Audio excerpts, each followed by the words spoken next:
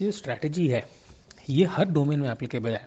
ये सिर्फ बिजनेस की बात नहीं हो रही है कि बिजनेस में एप्लीकेबल है, चाहे स्पोर्ट्स हो चाहे सिंगिंग हो, हर डोमेन में एप्लीकेबल है। क्यों एप्लीकेबल है? क्योंकि स्ट्रैटेजी का बेसिक मतलब क्या होता है कि हमारा जो एक इंडिविजुअल का जो इनर कॉम्पोजिशन है, इनर बॉडी टाइप है, इनर क्वालिटीज़ हैं, हम वो चॉइसेस लें। स्ट्रैटेजी का मतलब क्या है कि सेट ऑफ चॉइसेस, कि हम वो चॉइसेस लें जो हमारे इनर मेकअप को, इनर क्वालिटीज़ को एक्सटर्नल सराउंडिंग्स से फिट कर दें। वो होती है स्ट्रैटेजी। और इसीलिए स्ट्रैटेजी कोई एक नहीं होती है, स्ट्रैटेजी कई सारी हो सकती हैं, सिर्फ इसके लिए क्योंकि मेरा जो बॉडी टाइप है, सपोज जितने भी दुनिया में इंसान हैं उनके सपोज 20 बॉडी टाइप्स हैं, ऑल तो बहुत सारे परम्यूटेशन कॉम्बिनेशन बन सकते हैं, बट अगर 20 भी हैं, उन 20 के एक्सटर्नल सराउंडिंग्स में भी कई सारे सेगमेंट्स होते हैं, कई सारी पॉसिबिलिटीज़ होती हैं। तो उसमें भी अगर सपोज 10 अलग अलग पॉसिबिलिटीज़ हैं एक्सटर्नल सराउंडिंग्स में और 20 इंटरनल कॉम्बिनेशंस हैं, तो मिलाकर के 200 कॉम्बिनेशंस बन गए। तो बहुत सारी स्ट्रैटेजीज पॉसिबल है।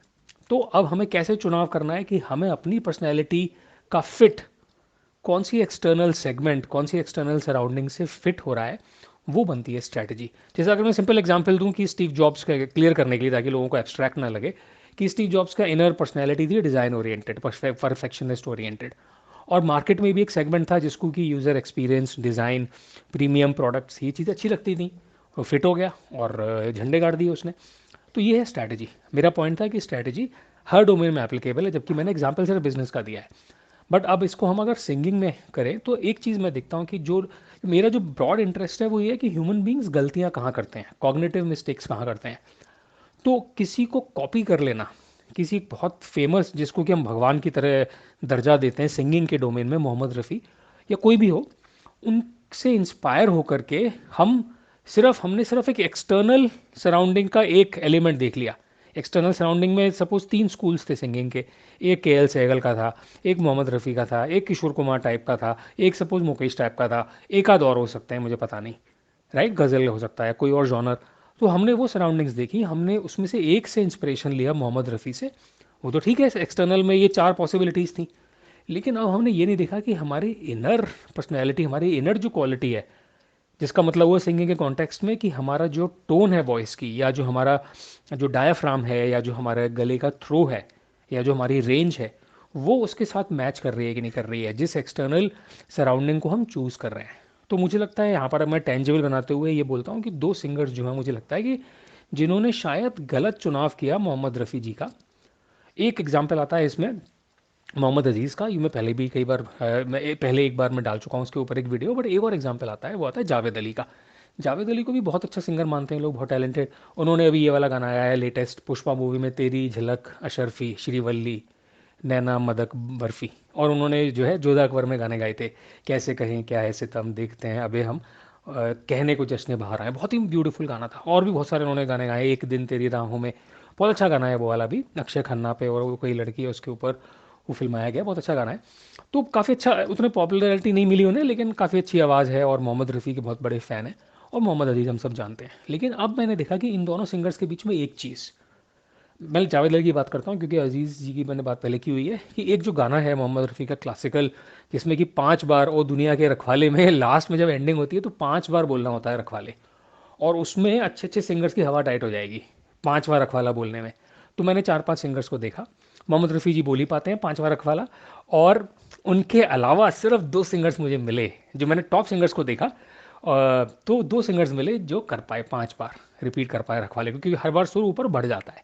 एक मोहम्मद अजीज़ कर पाए, मेरी भी हाइपोथेसिस थी कि वो कर पाएंगे क्योंकि उनकी आवाज़ में बहुत दम है, बहुत तगड़ी थ्रो है, बहुत ज़्यादा रेंज लगती है, मोटी आवाज़ है इसके लिए। और जैसे सोनू निगम ने बोला कि उनकी आवाज़ ऊंचे सुर में भी मोटी आती है, तो मोहम्मद अजीज़ जी ने किया स्टेज पे 5वीं बार रखवाला किया। और एक सरप्राइजिंगली यशुदास, और फ्रैंकली स्पीकिंग मुझे यशुदास का जो ओ दुनिया के रखवाले 5वां जो था, ये चार पाँचों एक्चुअली, वो मोहम्मद रफ़ी जी से भी बढ़िया लगे, जबकि उन्होंने लाइव स्टेज पे परफॉर्मेंस दिया है, रिकॉर्डिंग स्टूडियो में नहीं। जो वॉइस की क्वालिटी है, और जो 5वें रखवाले को जो उन्होंने ईजिली उठाया है, वो मुझे लगता है कि मोहम्मद रफ़ी जी की भी दिक्कत हो गई थी 5वीं बार उठाने में। अमेजिंग लगा। थोड़ा सा डाइग्रेस कर रहे हैं, बट मैं इंटरेस्टिंग चीज़ है तो मैं इसको कवर कर दे रहा हूँ। और जो बाकी सिंगर्स मैंने देखे पॉपुलर, सोनू निगम 4 बार कर पाए, 5वीं बार नहीं कर पाए। एक आध कोई और सिंगर्स थे वो नहीं कर पाए। और फिर मैंने जावेद अली का देखा, क्योंकि मेरी हाइपोथेसिस यही थी कि जावेद अली की आवाज़ में उतना दम नहीं है, उतनी रेंज नहीं है। और वो 4 बार में भी उन्हें दिक्कत हो गई और चौथी बार में भी उन्होंने थोड़ी सी चीटिंग करी, अलग से सुर को ले गए और फिर जा करके उन्होंने उसको ऊंचा बढ़ाया। और यही चीटिंग उन्होंने श्रीवल्ली वाले गाने में करी है। आप देखेंगे साउथ इंडियन वाला जो बंदा है जिसने श्रीवल्ली गाया है साउथ इंडियन में, तमिल तेलुगु वर्जन, और जो जावेद अली ने हिंदी वर्जन गाया है, तो उन्होंने उतना ऊंचा जो श्रीवल्ली में ऊंचा जाता है सुर वो नहीं कर पाते। उन्होंने एक बार किया खाली, दूसरी बार तीसरी बार नहीं कर पाए। पॉइंट पे लौट के आते हैं। पॉइंट ये है कि जावेद अली मोहम्मद रफ़ी से इंस्पायर्ड तो हो गए लेकिन रेंज उतनी नहीं थी। तो फिर या तो फिर उन्होंने, जैसे उदित नारायण भी मोहम्मद रफ़ी से इंस्पायर्ड है लेकिन उन्होंने अपनी एक यूनिक पहचान बनाई। उन्होंने कभी भी उनको देख करके आपको मन में आएगा ही नहीं कि वो मोहम्मद रफ़ी के इतने बड़े फ़ैन है या मोहम्मद रफ़ी के गाने गाने की स्टेज शोज़ पे कोशिश करते हैं। तो आप उनसे एक्सपेक्ट ही नहीं करोगे कि वो उतना ऊंचा सुर लेकर के जाएंगे। जावेद अली ने ये पोजीशनिंग सही नहीं करी और उनसे हम एक्सपेक्ट करते हैं कि वो मोहम्मद रफ़ी के गाने भी वो गाते हैं स्टेज पे, तो आपको गाना अटेम्प्ट ही नहीं करना चाहिए अगर आपकी उतनी रेंज नहीं है। आप मोहम्मद रफ़ी का सबसेट की तरह अपने आप को पोजीशन कर सकते थे। तो जावेद अली की पॉइंट ये वाली हो गई कि उन्होंने एक अलग इंस्पिरेशन ले लिया और उसमें अपनी क्वालिटीज़ नहीं देखी। हो सकता है उनकी अपनी क्वालिटीज़ मोहम्मद रफ़ी का एक सबसेट होती, तो वो मोहम्मद रफ़ी का लेट्स से सोलफुल वर्जन बन जाते, कहने को जश्न बाहर आए टाइप, रोमांटिक दर्द भरा soulful version, but not like जंगली version, not like too high pitched version, right. तो वो पोजीशनिंग अच्छी हो जाती, तो वैसे वो कर सकते थे। मोहम्मद अजीज़ जो है उनकी आवाज़ इतनी ज़्यादा रेंज है, शायद मोहम्मद रफ़ी जी से भी ज़्यादा रेंज हो उनकी, लेकिन उनकी आवाज़ में वो रोमांटिसिज्म नहीं है। वो तो मुझे लगता है जैसे वो वाले गाने आजकल याद कुछ और रहता नहीं, वो गाने वो उनकी आवाज़ में वो अच्छे लगते ही नहीं है। मतलब वो रोमांटिसिज्म, वो सॉफ्टनेस वॉइस की वो नहीं है जो इवन उदित नारायण जी की आवाज़ में है। तो वो एक मुझे मतलब गलती है पोजीशनिंग की। मोहम्मद अजीज़ के लिए जो बेस्ट गाने हैं वो मितवा भूल ना जाना, ये मैं पहले वीडियो में भी डाल चुका हूँ। कुछ कितने दिनों के बाद आई सजना रात मिलन की, जो वैसे गाने हैं जिसमें कि दर्द भरे मतलब अपने प्रेमी अपनी प्रेमिका से बिछड़ गया है और वो वादियों में गूंज रही है आवाज़, मोटी आवाज़, हाई पिच्ड आवाज़, वो उनका जॉनर था। तो इन दोनों को अगर मैं समराइज़ करूँ तो ये दोनों मोहम्मद रफ़ी जी से इन्फ्लुएंस्ड हुए। बट इन्होंने जो गलती करी वो ये कि इनको अगर मोहम्मद रफ़ी जी वाली रियलिटी पे ही रहना था, उस स्कूल ऑफ थॉट में ही रहना था, तो उनको उसका एक सबसेट चुनना चाहिए था कि हम ये कर सकते हैं, हम पूरा मोहम्मद रफ़ी को कॉपी नहीं कर सकते। या फिर उन्हें कोई और एक स्कूल ऑफ सिंगिंग, एक सबसेट टाइप का निकालना चाहिए था। जैसे मैंने बताया कि जावेद अली शायद रोमांटिक सॉन्ग्स के लिए और मोहम्मद अजीज़ शायद दर्द भरे सॉन्ग्स के लिए, जिसमें बहुत ज़्यादा ऊंची आवाज़ में आपको गाना गाना है जो गूंजती है पहाड़ों पे आवाज़, तो वो अमेजिंग हो जाता। ऑल्दो लिमिट हो जाता उनका पोटेंशियल, बट उनकी पोजीशनिंग क्लियर हो जाती।